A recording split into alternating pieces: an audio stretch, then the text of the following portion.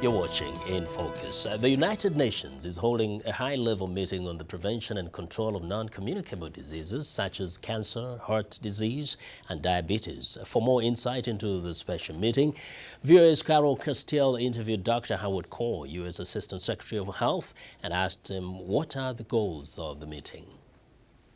Well, first, we want to recognize the magnitude of the problem. We have a rising tide of non-communicable disease around the world. Secondly, we need to stress that there are tremendous opportunities for prevention. And third, we want to make sure that this is a theme that is emphasized by all sectors of society, not just the health sector. So if you're committed to work in business or in education or transportation or housing, these broad approaches are critically important to making our society healthier and preventing preventable illness. Dr. Coe, what do you think are the main impediments to combating non-communicable diseases? Well, there are many issues that we need to address together, particularly with respect to working with the industry and addressing industry issues.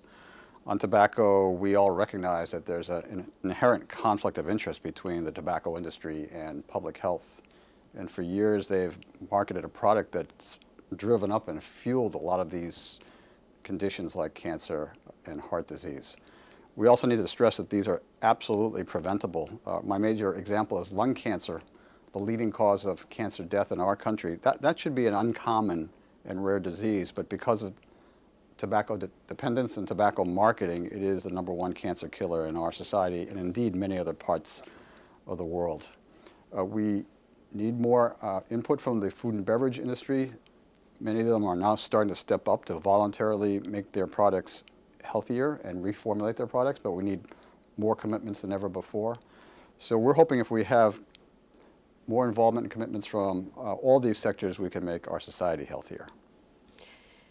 Dr. Coe, one usually associates non-communicable diseases like heart disease, lung disease, cancer, diabetes with rich countries.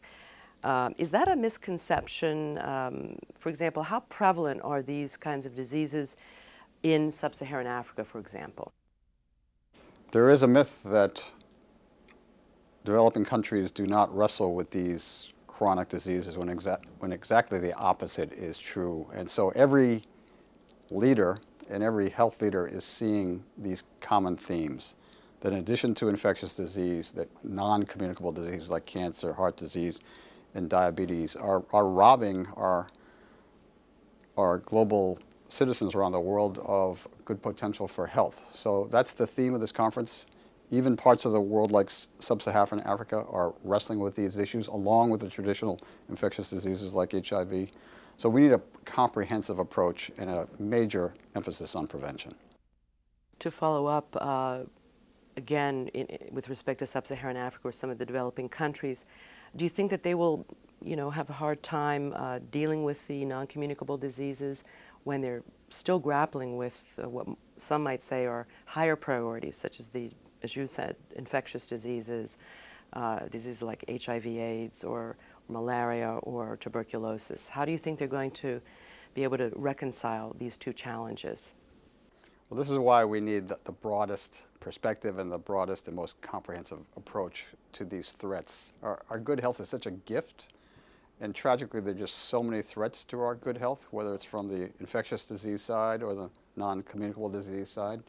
I do want to stress, as the global community starts to make progress on issues like HIV and people are living longer, they are increasingly affected by these chronic diseases that we've been talking about. So we have to look at all of this under one broad perspective, and that's a critical approach.